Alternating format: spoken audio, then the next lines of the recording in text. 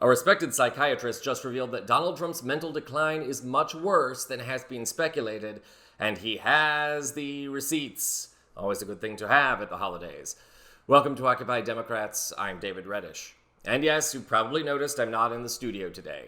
I've traveled over the rivers and just about everything else on this continent to film on location at my grandma's for the holidays. And if I look rough, I apologize. Flying as a man of my height is always a bit harrowing. Okay, let's get to our story, shall we? Since his return to the Oval Office, Donald Trump has sparked ongoing speculation about his health, both physical and mental.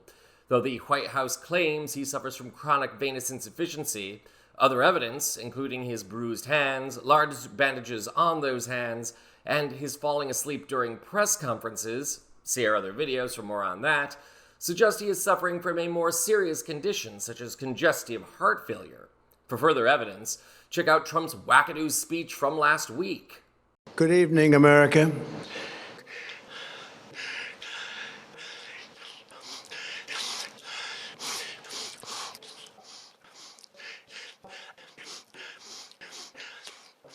Have a Merry Christmas and a Happy New Year. God bless you all. The internet is calling it Trump's I Have a Scream speech. I'm calling it a cry for an inhaler, or possibly the 25th Amendment. And if you think that's serious, stay tuned. It gets scarier. In addition to all his physical issues, Trump continues to raise questions about his mental health. He's proudly admitted to having multiple MRIs this year, which is not a routine procedure, mind you, and taking multiple cognitive tests. Take a look.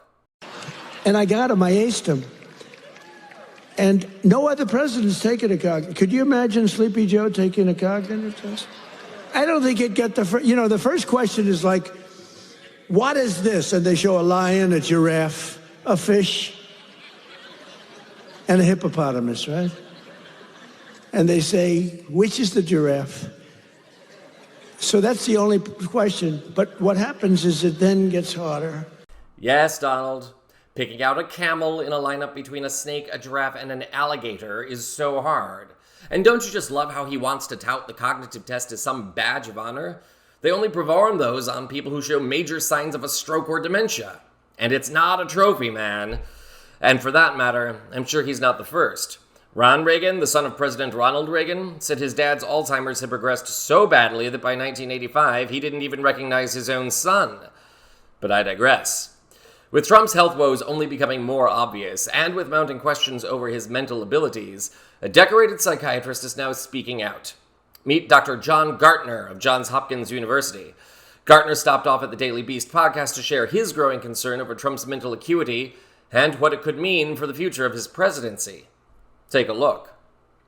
There are various phases of dementia.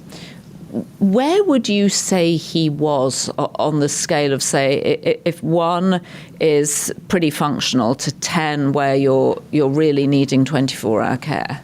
I think he's right on that edge. I think he's right on the cusp of being able to function independently and actually requiring care. I guess we could say the White House is the world's biggest nursing home because he does have a lot of people taking care of him. But the other thing people need to understand is, if we were to chart this rate of